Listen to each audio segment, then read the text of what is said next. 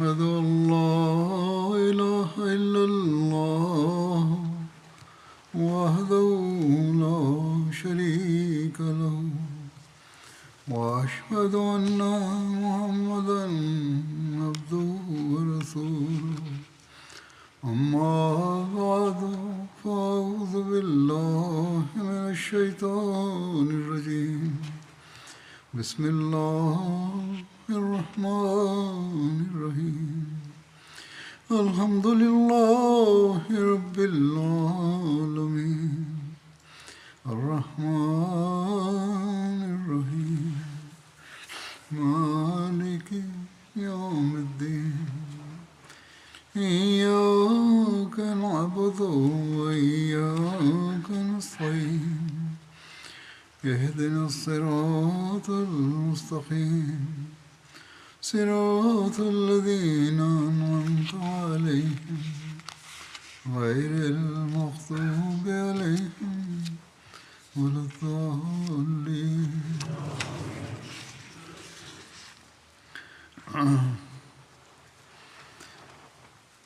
آج کل جنگ احزاب کا ذکر چل رہا ہے.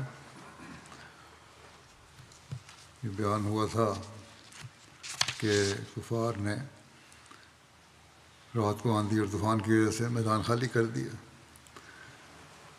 کفار کے میدان خالی کر جانے کے بعد کی تفصیل میں تاریخ میں یوں بیان ہوا ہے کہ جب اللہ تعالیٰ نے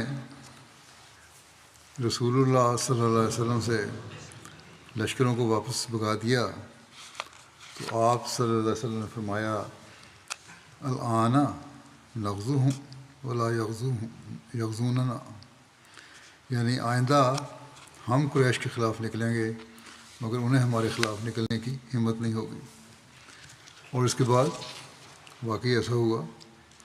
قریش کو ہمت و جرأت نہیں ہوئی کہ وہ مسلمانوں پر حملہ کریں یہاں تک کہ رسول اللہ صلی اللہ علیہ وسلم کے ہاتھوں مکہ فتح ہو گیا. بہرحال صبح ہوئی تو خندق کے پار کوئی مخالف موجود نہ تھا، سب بھاگ چکے تھے. آپ صلی اللہ علیہ وسلم نے مسلمانوں کو اپنے گھروں کی طرف جانے کی اجازت دے دی.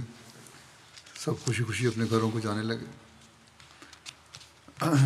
بیان کیا جاتا ہے کہ خندق کا محاصرہ 15 دن رہا، یا ایک قول کے مطابق یہ محاصرہ 20 دن رہا، اور یہ بھی کہا جاتا ہے کہ 1 ماہ کے قریب محاصرہ رہا. غزوہ خندق میں 9 افراد شہید ہوئے تھے. جو ایک سعد بن معاذ ہیں، یہ اس جنگ میں زخمی ہوئے تھے اور کچھ دنوں کے بعد وفات ہوئی. انس بن اوس، پھر عبداللہ بن سہل، طفیل بن نعمان، ثعلبہ بن انما بن عدی، کعب بن زید، قیس بن زید بن عامر، عبداللہ بن ابی خالد، ابو سنان بن سیفی بن صخر. اور 2 صحابہ دراصل پہلے شہید ہو گئے تھے، پہلے جن کا ذکر ہو چکا ہے، جو ابو سفیان کی لشکر کا پتہ کرنے گئے تھے اور وہاں شہید ہوئے. یوں کل 11 شہید ہوئے. یہ 2 جو تھے یہ سلیت اور سفیان بن عوف اسلمی تھے. مشرکین کے 3 افراد مارے گئے، جو عمر بن عبد ود، نوفل بن عبداللہ بن مغیرہ اور عثمان بن منبع. اس کو خندق کے دن، یعنی جس دن کفار نے پرزور حملہ کیا تھا اور مسلمانوں نے بھی تیروں کا جواب تیروں سے دیا تھا، ایک تیر لگا تھا جس سے کہ زخم سے یہ مکے جا کر مرا. جنگ احزاب کا موجزانہ انجام ہوا جیسا کہ ہم نے دیکھا تاریخ میں. اس کے بارے میں حضرت شیرین صاحب نے لکھا ہے کہ کم و بیش 20 دن کے محاصرے کے بعد کفار کا لشکر مدینہ سے بے نال و مرام واپس چلا گیا، اور بنو قریظہ جو ان کی مدد کے لیے نکلے تھے وہ بھی اپنے قلعہ میں واپس آ گئے. اس لڑائی میں مسلمانوں کا جانی نقصان زیادہ نہیں ہوا، یعنی صرف 5-6 آدمی شہید ہو گئے، مگر قبیلہ اوس کے رئیس اعظم سعد بن معاذ کو ایسا کاری زخم آیا کہ وہ بالآخر اس سے جانور نہ ہو سکے، اور یہ نقصان مسلمانوں کے لیے ایک ناقابل تلافی نقصان تھا۔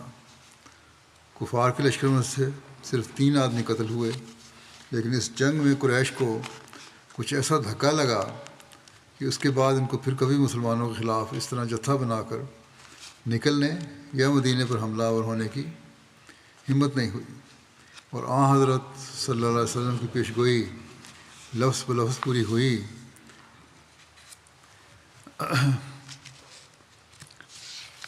لشکر کفار کے چلے جانے کے بعد حضرت صلی اللہ علیہ وسلم نے بھی صحابہ کو واپسی کا حکم دیا، اور مسلمان میدان کارزار سے اٹھ کر مدینے میں داخل ہو گئے۔ جنگ خندق یا احزاب جو اس طرح غیر متوقع اور ناگہانی طور پر اختتام کو پہنچی، ایک نہایت ہی خطرناک جنگ تھی۔ اس سے بڑھ کر کوئی ہنگامی مصیبت اس وقت تک مسلمانوں پر نہیں آئی تھی، اور نہ ہی اس کے بعد حضرت صلی اللہ علیہ وسلم کی زندگی میں کوئی اتنی بڑی مصیبت ان پر آئی۔ یہ ایک خطرناک زلزلہ تھا جس نے اسلام کی عمارت کو جڑ سے ہلا دیا، اور جس کے مہیب مناظر کو دیکھ کر مسلمانوں کی آنکھیں پتھرا گئیں اور ان کے کلیجے منہ کو آنے لگے، اور کمزور لوگوں نے سمجھ لیا کہ بس اب خاتمہ ہے۔ اور اس خطرناک زلزلے کے دھکے کم و بیش 1 ماہ تک ان پر آتے رہے، اور کئی ہزار خونخوار درندوں نے ان کے گھروں کا محاصرہ کر کے ان کی زندگیوں کو تلخ کیے رکھا، اور اس مصیبت کی تلخی کو بنو قریظہ کی غداری نے دوگنا کر دیا۔ اور اس سارے فتنے کی طے میں بنو نذیر کے وہ موسن کش یہودی تھے جن پر حضرت صلی اللہ علیہ وسلم نے احسان کر کے ان کو مدینے سے امن و امان کے ساتھ نکل جانے کی اجازت دے دی تھی۔ یہ انہی یہودی رؤسا کی اشتعال انگیزی تھی جس سے صحرائے عرب کے تمام نامور قبیلے عداوت اسلام کے نشے میں مخمور ہو کر مسلمانوں کو ملیا میٹ کرنے کے لیے مدینے پر جمع ہو گئے تھے، اور یہ قطعی طور پر یقینی ہے کہ اگر اس وقت ان وحشی درندوں کو شہر میں داخل ہو جانے کا موقع مل جاتا تو ایک واحد مسلمان بھی زندہ نہ بچتا، اور کسی پاک باز مسلمان خاتون کی عزت ان لوگوں کے ناپاک حملوں سے محفوظ نہیں رہتی۔ مگر یہ محض اللہ تعالیٰ کا فضل اور اس کی قدرت کا غیبی ہاتھ تھا کہ اس ٹڈی دل کو بے نیل و مرام واپس ہونا پڑا، اور مسلمان شکر و امتنان کے ساتھ امن و اطمینان کا سانس لیتے ہوئے اپنے گھروں میں واپس آ گئے۔ بنو قریظہ کا خطرہ ابھی تک اسی طرح قائم تھا۔ یہ لوگ نہایت خطرناک صورت میں اپنی غداری کا مظاہرہ کر کے اب امن و امان کے ساتھ اپنے قلعوں میں محفوظ ہو گئے تھے، اور سمجھتے تھے کہ اب کوئی شخص ہمارا کچھ نہیں بگاڑ سکتا۔ لیکن بہرحال ان کے فتنے کا سد باب جو ضروری تھا، کیونکہ ان کا وجود مدینے میں مسلمانوں کے لیے ہرگز ایک مارے آستین سے کم نہ تھا، چھپے ہوئے دشمن سے کم نہیں تھا۔ اور دوسری طرف بنو نذیر کا تجربہ بتاتا تھا کہ یہ سانپ ایسا ہے کہ اسے گھر سے باہر نکالنا بھی ایسا ہی خطرناک ہے جیسا کہ اسے اپنے گھر میں رہنے دینا۔ بہرحال اس کے سد باب کے لیے بنو قریظہ کے خلاف بھی کارروائی ہوئی، جسے غزوہ بنو قریظہ کہتے ہیں، جو ذوالقعدہ 5 ہجری مطابق مارچ اور اپریل 627 میں ہوا۔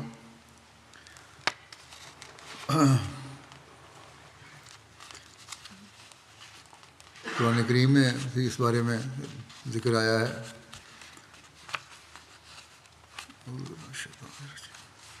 اللہ تعالیٰ فرماتا ہے کہ وَأَنزَلَ الَّذِينَ ظَاهَرُوهُم مِّنْ أَهْلِ الْكِتَابِ مِنْ صَيَاصِيهِمْ وَقَذَفَ فِي قُلُوبِهِمُ الرُّعْبَ فَرِيقًا تَقْتُلُونَ وَتَأْسِرُونَ فَرِيقًا وَأَوْرَثَكُمْ أَرْضَهُمْ وَدِيَارَهُمْ وَأَمْوَالَهُمْ وَأَرْضًا لَّمْ تَطَئُوهَا وَكَانَ اللَّهُ عَلَىٰ كُلِّ شَيْءٍ قَدِيرٌ۔ اور اس نے ان لوگوں کو جنہوں نے اہل کتاب میں سے ان کی مدد کی تھی ان کے قلعوں سے نیچے اتار دیا اور ان کے دلوں میں روب ڈال دیا۔ ان میں سے ایک فریق کو تم قتل کر رہے تھے اور ایک فریق کو قیدی بنا رہے تھے، اور تمہیں ان کی زمین اور ان کے مکانوں اور ان کے اموال کا وارث بنا دیا، اور ایسی زمین کا بھی جسے تم نے اس وقت تک قدموں تلے پامال نہیں کیا تھا، اور اللہ ہر چیز پر جسے وہ چاہے دائمی قدرت رکھتا ہے۔ بنو قریظہ کا مختصر تعارف یہ ہے کہ بنو قریظہ یہود کا ایک قبیلہ ہے۔ یہ قریظہ کی اولاد تھی جو مدینہ کے قریب چند میل کے فاصلے پر ایک مضبوط قلعے میں اتری تھی اور پھر اسی کے نام سے منسوب ہونے لگی۔ قریظہ اور نذیر دو بھائی تھے جن کا تعلق حضرت ہارون کی اولاد سے تھا۔ ایک کی اولاد بنو قریظہ کہلائی اور دوسرے کی اولاد بنو نذیر۔ اس غزوے کا پس منظر جیسا کہ گزشتہ خطبات میں بیان ہو چکا ہے، اور غزوہ خندق کی تفصیل میں بھی یہ بات گزر چکی ہے کہ بنو قریظہ نے عین جنگ کے دوران عہد شکنی کرتے ہوئے مسلمانوں کے خلاف قریش کی مدد کی تھی اور ان معاہدوں کو توڑ دیا تھا جو ان کے اور رسول اللہ صلی اللہ علیہ وسلم کے درمیان تھے۔ جب رسول اللہ صلی اللہ علیہ وسلم غزوہ خندق سے فارغ ہونے کے بعد واپس تشریف لائے تو آپ نے اور صحابہ نے ہتھیار اتار دیے۔ حضور صلی اللہ علیہ وسلم حضرت عائشہ کے گھر میں داخل ہوئے اور پانی منگوایا اور اپنا سر دھونے لگے۔ ایک روایت میں ہے کہ آپ صلی اللہ علیہ وسلم نے غسل کیا اور خوشبو منگوائی اور ظہر کی نماز ادا کی۔ حضرت عائشہ فرماتی ہیں کہ ایک آدمی نے ہمیں سلام کیا جب کہ ہم گھر میں تھے۔ اس نے آواز دی تو رسول اللہ صلی اللہ علیہ وسلم جلدی سے اس کی طرف گئے اور میں دروازے کے درمیان میں سے دیکھ رہی تھی۔ میں نے دیکھا کہ وہاں حضرت دیہا کلبی تھے، وہ اپنے چہرے سے غبار جھاڑ رہے تھے اور انہوں نے امامہ باندھا ہوا تھا۔ رسول اللہ صلی اللہ علیہ وسلم سواری کی گردن سے ٹیک لگا کر کھڑے تھے۔ اس نے کہا یا رسول اللہ صلی اللہ علیہ وسلم، آپ نے ہتھیار اتار دیے۔ اللہ کی قسم ہم نے ہتھیار نہیں اتارے۔ اور ایک روایت میں یہ الفاظ ہیں کہ جب سے آپ کو دشمن سے سامنا ہوا ہے تب سے فرشتوں نے اسلحہ نہیں اتارا اور ابھی تک ہم احزاب کے تعاقب سے واپس آ رہے ہیں۔ بعض اس نے کہی کہ فرشتوں نے اسلحہ نہیں اتارا، یہاں تک کہ ہم ہمراہ الاسد تک پہنچ گئے اور اللہ نے ان کو شکست دی۔ اب آپ ادھر کا رخ کریں۔ آپ صلی اللہ علیہ وسلم نے فرمایا کدھر؟ تو اس نے اشارہ سے کہا ادھر، یعنی بنو قریظہ کی طرف۔ حضرت عائشہ فرماتی ہیں کہ میں اندر واپس آ گئی۔ جب رسول اللہ صلی اللہ علیہ وسلم تشریف لائے تو میں نے کہا یا رسول اللہ صلی اللہ علیہ وسلم، وہ شخص کون تھا جس سے آپ بات کر رہے تھے؟ آپ نے فرمایا کیا تم نے اسے دیکھا تھا؟ تو میں نے کہا جی ہاں۔ آپ نے فرمایا تم نے اسے کس سے شخص کے مشابہ پایا؟ تو میں نے کہا وہ حضرت دیہا کلبی کے۔ آپ صلی اللہ علیہ وسلم نے فرمایا یہ جبریل تھے۔ یہاں وہ بات ظاہر ہو گئی کہ فرشتوں نے ہتھیار نہیں اتارے، یہ جبریل تھے جو مجھے کہہ رہے تھے کہ میں بنو قریظہ کی طرف جاؤں۔ رسول اللہ صلی اللہ علیہ وسلم نے اسی وقت اعلان کروایا کہ بنو قریظہ کی طرف نکل پڑیں اور عصر کی نماز وہیں پڑھیں۔ چنانچہ اعلان سنتے ہی صحابہ تیزی سے نکل پڑے۔ صحابہ کی اطاعت و فرمانبرداری کا یہ عالم تھا کہ راستے میں جب عصر کی نماز کا وقت آیا اور قریب تھا کہ نماز کا وقت ختم ہو جائے تو بعض صحابہ نے سوچ کر کہ نماز کا وقت جاتا ہے اس لیے نماز پڑھ لینی چاہیے، اور نماز پڑھ لی۔ اور بخاری کی شرح فتح الباری کے مطابق بعض صحابہ نے کہا کہ چونکہ نبی اکرم صلی اللہ علیہ وسلم نے فرمایا ہے کہ عصر کی نماز بنو قریظہ میں جا کر پڑھنی ہے، اس لیے وقت جاتا ہے تو جائے، ہم وہیں جا کر پڑھیں گے۔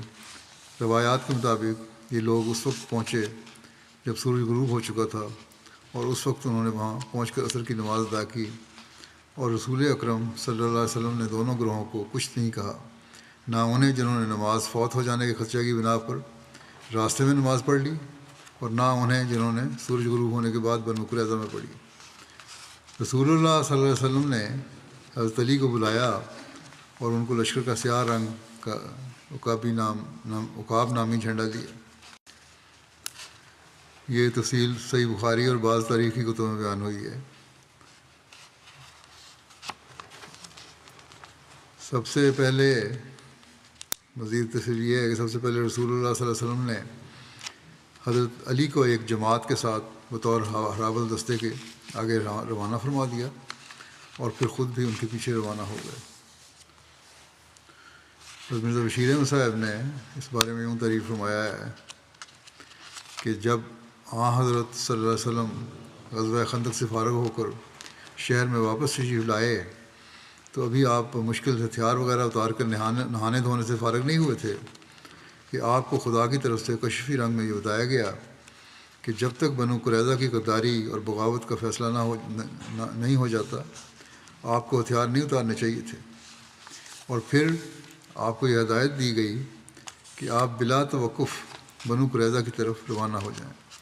اس طرح آپ نے صحابہ میں عام اعلان کروا دیا کہ سب لوگ بنو قریظہ کے قلعوں کی طرف روانہ ہو جائیں، اور نماز عصر وہیں پہنچ کر ادا کی جائے۔ اور آپ نے حضرت علی کو صحابہ کے ایک دستے کے ساتھ فوراً آگے روانہ کر دیا۔ پہلے حضرت عائشہ کے حوالے سے بھی بیان ہوا ہے۔ بہرحال یہ کشفی نظارہ تھا، جیسے حضرت بشیر احمد صاحب نے بھی لکھا، اور ہو سکتا ہے کہ یہ نظارہ حضرت عائشہ نے بھی دیکھا ہو کشفی حالت میں، اور اس طرح ہو جاتا ہے۔ بنو قریظہ کی طرف روانگی کا ذکر یوں ملتا ہے کہ رسول اللہ صلی اللہ علیہ وسلم نے مدینہ پر حضرت ابن ام مکتوم کو نگران مقرر فرمایا، اور بنو قریظہ کی طرف بدھ کے دن نکلے، اور ذوالقعدہ کے 7 دن باقی تھے۔ رسول اللہ صلی اللہ علیہ وسلم نے ہتھیار اور زرہ پہنی اور خوات پہنا، اور اپنے ہاتھ میں نیزہ لے لیا اور ڈھال گلے میں لٹکا لی، اور اپنے گھوڑے لحیف پر سوار ہوئے۔ مسلمانوں کے پاس 36 گھوڑے تھے، اور رسول اللہ صلی اللہ علیہ وسلم اپنے صحابہ کے ساتھ روانہ ہوئے۔ ابن سعد کہتے ہیں کہ آپ کے ساتھ 3000 افراد تھے۔ جیسا کہ بیان ہو چکا ہے کہ حضرت علی مہاجرین اور انصار کی ایک جماعت کے ساتھ پہلے ہی بنو قریظہ کے پاس پہنچ چکے تھے۔ حضرت ابو قتادہ کہتے ہیں کہ ہم بنو قریظہ کے پاس پہنچ گئے، اور حضرت علی نے قلعے کے نیچے جھنڈا گاڑ دیا۔ جب انہوں نے ہمیں دیکھا تو انہیں جنگ کا یقین ہو گیا۔ پھر وہ اپنے قلعوں میں بند ہو کر رسول اللہ صلی اللہ علیہ وسلم اور آپ کی ازواج مطہرات کو گالیاں دینے لگے۔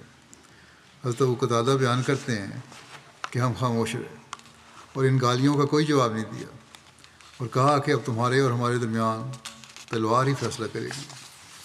رسول اللہ صلی اللہ علیہ وسلم بھی بنو قریظہ تک پہنچ گئے، اور بنو قریظہ کے پہاڑ کے دامن میں بیر انا پر ان کے قلعے کے قریب ٹھہر گئے۔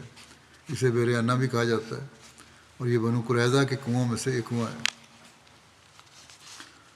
اس بارے میں سیرت خاتم النبیین میں جو تفسیر لکھی ہے حضرت بشیر صاحب نے یوں ہے کہ جب حضرت علی وہاں پہنچے تو بجائے اس کے کہ بنو قریظہ جن میں غزوہ خندق کے بعد بنو نذیر کا رئیس اعظم اور فتنہ کا بانی مبانی وہی بن اخطب بھی اپنے وعدے مطابق آ کر شامل ہو گیا تھا، اپنی غداری اور بغاوت پر اظہار ندامت کر کے عفو اور رحم کے طالب بند تھے، انہوں نے برملا طور پر حضرت صلی اللہ علیہ وسلم کو گالیاں دیں، اور کمال بے حیائی اور کمینگی کے طریق پر ازواج مطہرات کے متعلق بھی نہایت ناگوار بدزبانی کی۔ حضرت علی اور ان کے دستے کے روانہ ہو چکنے کے تھوڑی دیر بعد حضرت صلی اللہ علیہ وسلم بھی مسلح ہو کر مدینہ سے روانہ ہوئے۔ اس وقت آپ ایک گھوڑے پر سوار تھے، اور صحابہ کی ایک بڑی جماعت آپ کے ساتھ تھی۔ جب آپ بنو قریظہ کے قلعوں کے قریب پہنچے تو حضرت علی نے، جو تھوڑی دور تک آپ کے استقبال کے لیے واپس آ گئے تھے، آپ سے عرض کیا کہ یا رسول اللہ، میرے خیال میں آپ کو خود آگے تشریف لے جانے کی ضرورت نہیں، ہم لوگ انشاءاللہ کافی ہوں گے۔ آپ صلی اللہ علیہ وسلم سمجھ گئے اور فرمانے لگے کیا بنو قریظہ نے میرے متعلق کوئی بد زبانی کی ہے؟ دیکھا کہ حضرت علی روک رہے ہیں تو انہوں نے کوئی غلط باتیں کی ہوں گی۔ حضرت علی نے عرض کیا کہ ہاں یا رسول اللہ صلی اللہ علیہ وسلم۔ آپ صلی اللہ علیہ وسلم نے فرمایا خیر ہے، چلو قد اوذی موسیٰ باکثر من ھذا، یعنی موسیٰ کو ان لوگوں کی طرف سے اس سے بھی زیادہ تکلیف پہنچی تھی۔ بس آپ آگے بڑھے، بنو قریظہ کے کنویں پہ پہنچ کر ڈیرا ڈال دیا۔ ایک روایت کے مطابق حضرت صلی اللہ علیہ وسلم نے حضرت علی سے فرمایا کہ پریشانی کی کوئی بات نہیں، ان میں جتنی جرت نہیں ہے کہ میرے سامنے مجھے برا بھلا کہیں، اور بڑے اطمینان اور وقار کے ساتھ آگے بڑھے۔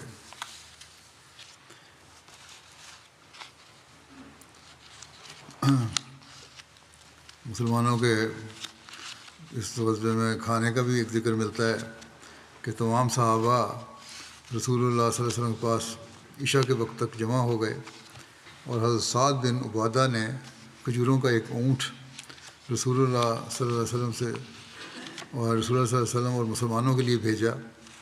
اس روز رسول اللہ صلی اللہ علیہ وسلم نے فرمایا کھجور کیا ہی اچھا کھانا ہے۔ مسلمانوں کے بنو قریظہ پر محاصرے کی مزید تفصیل یوں بیان ہوئی ہے کہ رسول اللہ صلی اللہ علیہ وسلم سحری کے وقت آگے بڑھے اور تیر انداز دستے کو آگے رکھا۔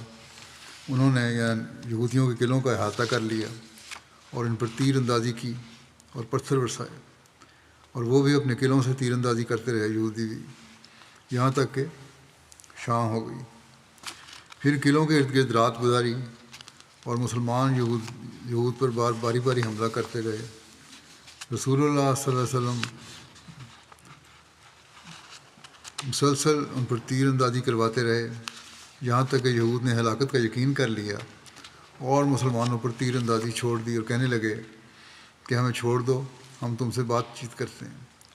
رسول اللہ صلی اللہ علیہ وسلم نے فرمایا ٹھیک ہے۔ انہوں نے نباش بن قیس کو آپ کے پاس بھیجا۔ اس نے رسول اللہ صلی اللہ علیہ وسلم سے کہا کہ انہیں یہاں سے چلے جانے کی اجازت دے دیں، جیسے بنو نذیر یہاں سے گئے تھے، اور آپ اموال اور ہتھیار لے لیں اور ہمارے خون معاف فرما دیں۔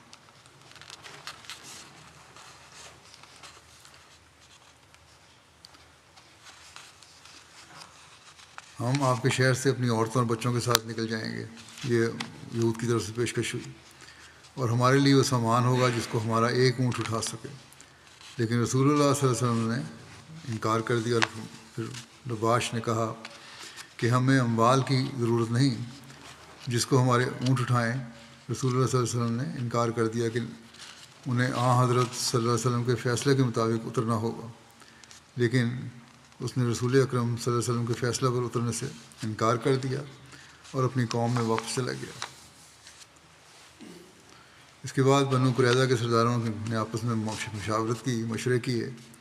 جب نباش نے اپنی قوم میں آ کر ان کو تمام حالات کی خبر دی اور محاصرہ اب طول پکڑنے لگا، تو بنو قریظہ کا سردار کعب بن اسد اپنی قوم کے لوگوں سے مخاطب ہو کر کہنے لگا کہ اللہ کی قسم تم پر ایک آزمائش آئی ہے جسے تم دیکھ رہے ہو۔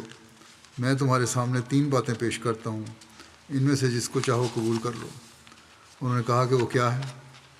کعب بن اسد نے کہا کہ ہم محمد صلی اللہ علیہ وسلم کی اطاعت قبول کر لیں اور ان کو سچا مان لیں، کیونکہ اللہ کی قسم تمہیں معلوم ہو چکا ہے کہ وہ نبی بنا کر بھیجے گئے ہیں، اور یہ وہی شخص ہیں جن کا ذکر تم اپنی کتابوں میں پڑھتے ہو، اور ہمارے ایمان لانے کی وجہ سے تمہارا خون، تمہارے مال اور تمہاری عورتیں محفوظ ہو جائیں گی۔ بخدا تم جانتے ہو کہ محمد صلی اللہ علیہ وسلم نبی ہیں، اور ہم ان کے ساتھ شامل ہونے سے صرف اس بات نے روکا ہے کہ وہ عرب سے ہیں اور بنی اسرائیل سے نہیں۔ بس اب جہاں وہ ہے اللہ نے ہی اس کو نبی بنایا ہے، یعنی اب تو جو بھی ہیں وہ انہیں ہی بنایا ہے نبی۔ یہ تو بڑا واضح ہے۔ اور کہنے لگا کہ میں تو عہد بھی توڑنا پسند نہیں کرتا تھا، لیکن یہ مصیبت اور آزمائش اس حیی بن اخطب کی طرف سے ہے۔ وہ پاس بیٹھا ہوا تھا۔ پھر کعب نے کہا کیا تمہیں یاد ہے کہ ابن جواس یہ یہود کا ایک قدیم عالم تھا، اس نے تمہیں کیا کہا تھا جب وہ تمہارے پاس آیا تھا؟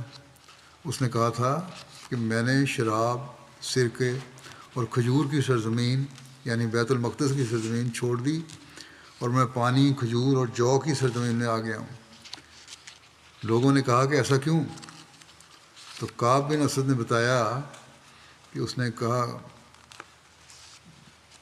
کعب بن اسد نے کہا کہ اس نے کہا تھا کہ اس بستی سے، یہ بزرگ نے، اس بستی سے ایک نبی کا ظہور ہوگا، اور اس وقت اگر میں زندہ ہوا تو اس کی اتباع اور مدد کروں گا، اور اگر وہ میرے بعد آیا تو تم محتاط رہنا کہ کوئی تمہیں اس کے بارے میں دھوکے میں نہ ڈال دے، یعنی تم قبول کر لینا، انکار نہ کرنا، اس کی اتباع کرنا اور مددگار اور دوست بن جانا۔ میں تو دونوں کتابوں پر ایمان لے آیا ہوں، پہلی پر بھی اور آخری پر بھی، یعنی جو آن وسلم پر اترنے والی کتاب ہے اس پر بھی، اور میرا سلام اسے پہنچا دینا اور اسے کہنا کہ میں نے اس کی تصدیق کی تھی۔ پھر کعب کہنے لگا بس آؤ ہم یعنی محمد صلی اللہ علیہ وسلم کی اتباع اور تصدیق کریں۔ تو یہ سن کر بنو قریظہ کے لوگ کہنے لگے ہم تو رات کے فیصلے سے یعنی تو رات کا جو فیصلہ ہے اس سے کبھی بھی جدا نہیں ہوں گے، جو حضرت موسیٰ کی کتاب ہے، اور اس کو کسی اور کتاب سے ہرگز نہیں بدلیں گے۔ اس پر کعب نے کہا جب تم میری بات نہیں مانتے تو دوسری بات یہ ہے کہ آؤ ہم اپنے بچوں اور بیویوں کو قتل کر دیں، پھر تلواریں سونت کر محمد صلی اللہ علیہ وسلم اور ان کے صحابہ پر ٹوٹ پڑے، ہمارا پیچھے کوئی بوجھ نہ ہوگا حتیٰ کہ اللہ ہمارے اور محمد صلی اللہ علیہ وسلم کے درمیان فیصلہ کر دے۔ اگر ہم ہارے گئے تو ہم ہی ہلاک ہوں گے، ہمارے پیچھے پوری نسل نہیں ہوگی جس کے بارے میں ہمیں خدشہ ہوگا، اور اگر ہم غالب آ گئے تو میری عمر کی قسم اولاد اور بیویاں تو ہمیں اور بھی مل جائیں گی۔ لوگوں نے کہا کہ کیا ہم ان مسکینوں کو قتل کر دیں؟ ان کے بعد زندگی میں کیا لذت رہ جائے گی؟ پھر کعب نے کہا اگر تم میری یہ بات بھی نہیں مانتے تو آج کی رات ہفتہ یعنی سبت کی ہے، اور امید ہے کہ محمد صلی اللہ علیہ وسلم اور ان کے صحابہ اس رات ہماری طرف سے بے فکر ہوں گے، اس لیے تم ان پر حملہ کر دو، شاید کہ ہم محمد صلی اللہ علیہ وسلم اور ان کے صحابہ کو دھوکہ دے سکیں۔ وہ کہنے لگے کہ ہم اپنے سبت کو خراب کر دیں اور اس میں ایسا کام کریں جو ہم سے پہلے کسی نے نہیں کیا سوائے اس کے جس کو تو جانتا ہے، اور پھر اس کا مسخ ہو جانا بھی تجھے مخفی نہیں۔ اور یوں کعب کی تینوں باتوں میں سے کسی کو بھی ماننے سے انکار کر دیا۔ کعب کے بعد ایک اور یہودی عمر بن سودا نے کہا اے یہود کے گروہ، تم نے محمد صلی اللہ علیہ وسلم سے معاہدہ کیا اور تم نے اپنے اس وعدے کو توڑ دیا جو تمہارے اور ان کے درمیان تھا۔ نہ میں تمہارے اس معاہدے میں شامل ہوا تھا اور نہ ہی میں تمہارے ساتھ تمہارے دھوکے میں شریک ہوں۔ اگر تم ان کے دین میں داخل ہونے سے انکار کرتے ہو تو یہودیت پر تو ثابت قدم رہو، اگر ان کا انکار کرنا ہے تو یہودیت کی جو تعلیم ہے اس پہ ثابت قدم رہو اور ان کو جزیہ دے دو۔ اللہ کی قسم میں نہیں جانتا کہ وہ اس کو قبول کریں گے یا نہیں۔ وہ کہنے لگے کہ ہم عرب کو اپنی گردنیں چھڑوانے کے لیے خراج نہیں دیں گے، یہ نہیں ہو سکتا، ہم نے نہیں دینا، یہ اس سے بہتر تو قتل ہے۔ تو عمر نے کہا پھر میں تم سے بری ہوں، اور وہ اسی رات قلعے سے باہر نکل گیا۔ وہ رسول اللہ صلی اللہ علیہ وسلم کے پہرے داروں کے پاس سے گزرا، حضرت محمد بن مسلمہ ان پر نگران تھے۔ انہوں نے کہا کون ہے؟ اس نے کہا عمر بن سودا۔ حضرت محمد بن مسلمہ نے کہا کہ گزر جاؤ، اور کہا اللہم لا تحرمنی اقالت اثرات الکرام، یعنی اے اللہ مجھے شریفوں کی غلطیوں پر پردہ ڈالنے کے نیک عمل سے محروم نہ کرنا، اور اس کا راستہ چھوڑ دیا۔ اور وہ نکل کر رسول اللہ صلی اللہ علیہ وسلم کی مسجد میں آ گیا اور وہیں صبح کی، اور صبح کے وقت وہاں سے چلا گیا، معلوم نہ ہو سکا کہ وہ کہاں گیا۔ اس کا ذکر جب رسول اللہ صلی اللہ علیہ وسلم کے سامنے کیا گیا تو آپ صلی اللہ علیہ وسلم نے فرمایا وہ ایسا آدمی ہے جسے اللہ نے اس کی وفا کی وجہ سے نجات دے دی۔ اسی طرح کعب کی یہ باتیں سن کر 3 اور افراد اسی رات قلعے سے اتر آئے اور اسلام لے آئے اور اپنی جانیں، اپنے خاندان اور اپنے اموال بچا لیے۔ حضرت ابو لبابہ کا واقعہ بیان ہوا ہے، اس بارے میں لکھا ہے کہ اب رسول اللہ صلی اللہ علیہ وسلم نے قلعوں پر سختی بڑھا دی. جب ان پر محاصرہ تنگ ہو گیا تو انہوں نے سبت کی رات رسول اللہ صلی اللہ علیہ وسلم کی طرف پیغام بھیجا کہ حضرت ابو لبابہ بن عبد المنذر کو ہماری طرف بھیج دیں تاکہ ہم ان سے اپنے معاملے میں مشورہ کر لیں. یہ بنو قریظہ کے حلیف قبیلہ اوس کے ایک معزز فرد تھے. رسول اللہ صلی اللہ علیہ وسلم نے ان کو بھیج دیا. جب انہوں نے حضرت ابو لبابہ کو دیکھا تو مرد ان کی طرف آنے لگے اور عورتیں اور بچے ان کے سامنے رونے لگے.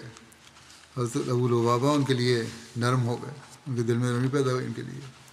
کعب بن اسد کی چال چلی تھی انہوں نے. کعب بن اسد نے کہا کہ اے ابو لبابہ، ہم نے صرف آپ کو چنا ہے. بے شک محمد صلی اللہ علیہ وسلم اپنا فیصلہ قبول کرانے کے سوا کسی بات پر تیار نہیں ہیں. آپ کا کیا خیال ہے کہ ہم ان کے فیصلے کو قبول کر لیں؟ تو حضرت ابو لبابہ نے جواب دیا ہاں، اور اپنے ہاتھ سے اپنے گلے کی طرف ذبح کا اشارہ کیا، یوں پھیرا. حضرت ابو لبابہ کہتے ہیں کہ اللہ کی قسم، میرے قدم ابھی تک اپنی جگہ پر تھے کہ میں نے محسوس کیا کہ میں نے اللہ اور اس کے رسول سے خیانت کی ہے. میں شرمندہ ہوا کہ میں نے یہ کیا اشارہ کر دیا، اور انا للہ و انا الیہ راجعون پڑھا. میں نیچے اترا تو میری داڑھی آنسوؤں سے تر تھی. لوگ میرے لوٹنے کا انتظار کر رہے تھے. میں نے قلعے کے پیچھے ایک دوسرا راستہ لیا اور مسجد میں آ گیا اور رسول اللہ صلی اللہ علیہ وسلم کے پاس نہیں گیا. میں نے اپنے آپ کو ستون سے باندھ دیا سزا کے طور پر. میں نے کہا میں یہاں سے نہیں ہٹوں گا یہاں تک کہ مر جاؤں یا اللہ میرے اس فعل پر میری توبہ قبول کر لے. اور میں نے اللہ تعالیٰ سے عہد کیا کہ میں بنو قریظہ کی زمین میں کبھی پاؤں نہیں رکھوں گا اور نہ اس بستی کو دیکھوں گا جس میں نے اللہ اور اس کے رسول صلی اللہ علیہ وسلم سے خیانت کی تھی. رسول اللہ صلی اللہ علیہ وسلم کو جب میرے چلے جانے اور میرے اس فعل کی خبر پہنچی تو فرمایا اس کو چھوڑ دو یہاں تک کہ اللہ تعالیٰ اس کے بارے میں جو چاہے فیصلہ کر دے. اگر وہ میرے پاس آتا تو میں اس کے لیے استغفار کرتا. جب وہ میرے پاس نہیں آیا اور چلا گیا تو اس کو چھوڑ دو. حضرت ابو لبابہ بیان کرتے ہیں کہ میں بڑی تکلیف میں تھا. کئی راتیں میں نے نہ کچھ کھایا اور نہ کچھ پیا اور یہی کہتا رہا کہ میں اسی حال میں رہوں گا اور یہاں تک کہ میں دنیا کو چھوڑ جاؤں یا اللہ میری توبہ قبول کر لے. اور میں اپنی خواب یاد کرتا تھا جو میں نے دیکھا تھا جب ہم نے بنو قریظہ کا محاصرہ کیا ہوا تھا کہ گویا میں بدبودار سیاہ مٹی میں ہوں اور میں اس سے نکل نہیں پا رہا. قریب تھا کہ میں اس کی بدبو سے مر جاتا. پھر میں نے ایک نہر دیکھی اور دیکھا کہ میں نے اس میں غسل کیا یہاں تک کہ میں صاف ہو گیا اور پھر میں نے اچھی خوشبو پائی. میں نے اس کی تعبیر حضرت ابوبکر رضی اللہ عنہ سے پوچھی تو انہوں نے کہا کہ تم ایک ایسے معاملے میں مبتلا ہو گے جس کی وجہ سے تم غمگین ہو جاؤ گے، پھر تمہیں اس سے نجات مل جائے گی. بس میں بندھا ہوا حضرت ابوبکر کے قول کو یاد کرتا تھا اور امید کرتا تھا کہ اللہ میرے لیے توبہ نازل کر دے گا. اب کہتے ہیں کہ میں اسی حال میں رہا یہاں تک کہ کمزوری کی وجہ سے آواز بھی نہیں سن سکتا تھا. باندھا ہوا تھا پلر کے ساتھ. رسول اللہ صلی اللہ علیہ وسلم نے مجھے دیکھا کرتے تھے. ابن ہشام کہتے ہیں کہ وہ 6 راتوں تک بندھے رہے. آخر اللہ تعالیٰ نے حضرت ابو لبابہ کی توبہ کے متعلق آیت نازل فرمائی وآخرون طرفوا بذنوبہم خلطوا عملا صالحا وآخر سیئا عسى اللہ ان یتوب علیہم ان اللہ غفور الرحیم. اور کچھ دوسرے ہیں جنہوں نے اپنے گناہوں کا اعتراف کیا. انہوں نے اچھے اعمال اور دوسرے بد اعمال ملا جلا دیے. بعید نہیں کہ اللہ ان پر توبہ قبول کرتے ہوئے جھکے. یقیناً اللہ بہت بخشنے والا اور بار بار رحم کرنے والا ہے. حضرت ابو لبابہ کی توبہ کے متعلق رسول اللہ صلی اللہ علیہ وسلم پر سحری کے وقت آیت نازل ہوئی تھی. آپ حضرت ام سلمہ کے گھر میں تھے. حضرت ام سلمہ فرماتی ہیں کہ میں نے رسول اللہ صلی اللہ علیہ وسلم کو سحری کے وقت مسکراتے ہوئے دیکھا. میں نے عرض کیا کہ یا رسول اللہ صلی اللہ علیہ وسلم، اللہ آپ کو ہمیشہ ہنستا مسکراتا رکھے، آپ کس وجہ سے مسکرا رہے ہیں؟ آپ نے فرمایا ابو لبابہ کے لیے خوشخبری ہے. میں نے عرض کیا یا رسول اللہ صلی اللہ علیہ وسلم، کیا میں ان کو خوشخبری نہ دے دوں؟ فرمایا کیوں نہیں، اگر چاہو تو خوشخبری دے دو۔ پھر وہ اپنے حجرے کے دروازے پر کھڑی ہو گئیں اور پھر فرمانے لگیں کہ اے ابو لبابہ خوش ہو جاؤ کہ اللہ تعالیٰ نے تمہاری توبہ قبول کر لی۔ لوگ ان کو کھولنے کے لیے ان کی طرف گئے تو حضرت ابو لبابہ نے کہا نہیں، رسول اللہ صلی اللہ علیہ وسلم ہی مجھے کھولیں گے۔ کہتے نہیں، اب تم بندہ ہوں، اب کھولنا ہے تو رسول اللہ صلی اللہ علیہ وسلم نے کھولنا ہے۔ پھر جب رسول اللہ صلی اللہ علیہ وسلم فجر کی نماز کے لیے تشریف لائے تو اپنے دست مبارک سے انہیں کھول دیا۔ حضرت ابو لبابہ نے کہا یا رسول اللہ صلی اللہ علیہ وسلم، میری توبہ تو یہ ہے کہ میں اپنی قوم کے ان گھروں کو بھی چھوڑ دوں جن میں مجھ سے گناہ سرزد ہوا ہے، اور میں اپنے سارے کا سارا مال اللہ اور اس کے رسول کی راہ میں صدقہ کر دوں۔ آپ صلی اللہ علیہ وسلم فرمایا اے ابو لبابہ تمہارے لیے 1/3 کافی ہے۔ بہرحال یہ واضح ہو کہ ابو لبابہ کے متعلق مذکورہ جو واقعہ بیان ہوا ہے، یہ سب تفصیل جو ہے صحاح میں نہیں ملتی۔ ممکن ہے کہ حضرت ابو لبابہ کا سب لوگوں کو قتل کا اشارہ محض ان کی اپنی سوچ کا نتیجہ ہو، لیکن بہرحال تاریخوں میں یہ ذکر ہوا ہے۔ مرزا بشیر احمد صاحب نے بھی واقعے کی تفصیل بیان کی ہے۔ لکھتے ہیں کہ آخر جب بنو قریظہ محاصرہ کی سختی سے تنگ آ گئے تو انہوں نے تجویز کی کہ کسی ایسے مسلمان کو جو ان سے تعلقات رکھتا ہو اور اپنی سادگی کی وجہ سے ان کے داؤ میں آ سکتا ہو اپنے قلعے میں بلائیں اور اس سے یہ پتہ لگانے کی کوشش کریں کہ حضرت صلی اللہ علیہ وسلم کا ان کے متعلق کیا ارادہ ہے، تاکہ وہ اس کی روشنی میں آئندہ طریقے عمل تجویز کر سکیں۔ چنانچہ انہوں نے حضرت صلی اللہ علیہ وسلم کی خدمت میں ایک ایلچی روانہ کر کے یہ درخواست کی کہ ابو لبابہ بن منذر انصاری کو ان کے قلعے میں بھجوا دیا جائے تاکہ وہ اس سے مشورہ کر سکیں۔ آپ نے ابو لبابہ کو اجازت دی اور وہ ان کے قلعے میں چلے گئے۔ اب رؤسائے بنو قریظہ نے یہ تجویز کی ہوئی تھی کہ جو ہی کہ ابو لبابہ قلعے کے اندر داخل ہو، سب یہودی عورتیں اور بچے روتے چلاتے ان کے گرد جمع ہو جائیں اور اپنی مصیبت اور تکلیف کا ان کے دل پر پورا اثر پیدا کرنے کی کوشش کی جائے۔ چنانچہ ابو لبابہ پر یہ دعویٰ چل گیا اور وہ قلعہ میں جاتے ہی ان کی مصیبت کا شکار ہو گئے، اور بنو قریظہ کے اس سوال پر کہ اے ابو لبابہ تو ہمارا حال دیکھ رہا ہے، کیا ہم محمد صلی اللہ علیہ وسلم کے فیصلہ پر اپنے قلعوں سے اتر آویں؟ ابو لبابہ نے بے ساختہ جواب دیا ہاں، مگر ساتھ ہی اپنے گلے پر ہاتھ پھیر کر اشارہ کیا کہ حضرت صلی اللہ علیہ وسلم تمہارے قتل کا حکم دیں گے۔ حالانکہ یہ بالکل غلط تھا، اور حضرت صلی اللہ علیہ وسلم نے قطعاً کوئی ایسا ارادہ ظاہر نہیں کیا تھا، مگر اس کی مصیبت کے مظاہرے سے متاثر ہو کر ابو لبابہ کا خیال علام و مصائب کی راہ میں ایسا بہا کہ موت سے برے نہیں ٹھہرا، اور ابو لبابہ کی یہ غلط ہمدردی جس کی وجہ سے وہ بعد میں خود بھی نادم ہوئے، اور اس ندامت میں انہوں نے اپنے آپ کو جا کر مسجد کے ایک ستون سے باندھ دیا، حتیٰ کہ حضرت صلی اللہ علیہ وسلم نے انہیں معاف کرتے ہوئے خود جا کر انہیں کھولا۔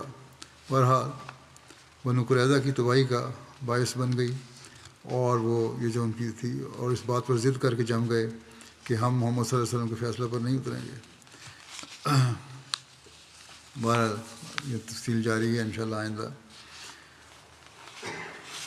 پاکستان کے احمدیوں کو خود بھی اپنے لیے دعا کرنی چاہیے۔ آج کل سرزمین تنگ سے تنگ تر کرنے کی کوشش کی جا رہی ہے۔ اللہ تعالیٰ کی رضا کو حاصل کرنے کی پہلے سے زیادہ کوشش کرنی چاہیے انہیں،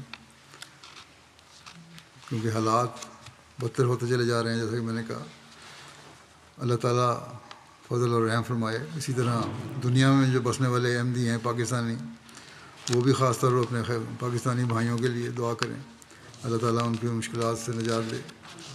اسی طرح بنگلہ دیش کے احمدیوں کے لیے بھی دعا کریں، اور وہ خود بھی اپنے لیے دعا کریں، اللہ تعالیٰ ہر شر سے انہیں بچائے۔ وہاں بھی احمدی بہت مشکلات میں گرفتار ہیں۔ الجزائر کے احمدیوں کے لیے بھی دعا کریں، اللہ تعالیٰ ان کو بھی ہر شر سے بچائے۔ ان پہ بھی جرمانے اور قیدیں ان کو پکڑا جا رہا ہے، ان کا ایمان اللہ تعالیٰ مضبوط رکھے۔ سوڈان کے احمدی بھی برے حالات میں، وہاں جنگی حالات کی وجہ سے، ان کے لیے بھی دعا کریں۔ ہر جگہ کلمہ گو کے ہاتھوں مشکلات میں گرفتار ہے، اور یہی وجہ ہے کہ غیر اسلام مخالف لوگ بے دھڑک مسلمانوں کو نقصان پہنچانے کی کوشش کر رہے ہیں. بہت دعا کریں اللہ تعالیٰ اسرائیلی حکومت اور امریکہ کی حکومت اور بڑی طاقتوں کے ہاتھوں کو روک سکتا ہے.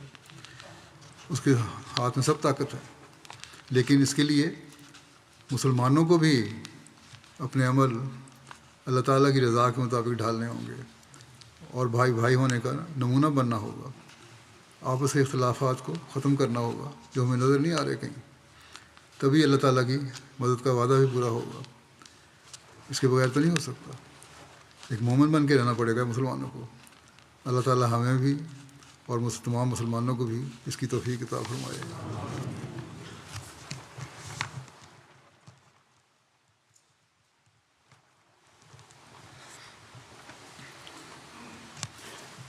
الحمد للہ نحمده ونستعینه ونستغفره ونؤمن به ونتوکل علیہ ونعوذ باللہ من شرور انفسنا ومن سیئات اعمالنا من يهده الله فلا مضل له ومن يضلل فلا هادي له ونشهد أن لا إله إلا الله ونشهد أن محمدا عبده ورسوله. عباد الله رحمكم الله إن الله يأمر بالعدل والإحسان وإيتاء ذي القربى وينهى عن الفحشاء والمنكر والبغي يعظكم لعلكم تذكرون. اذكروا الله يذكركم وادعوه يستجب لكم ولذكر الله أكبر.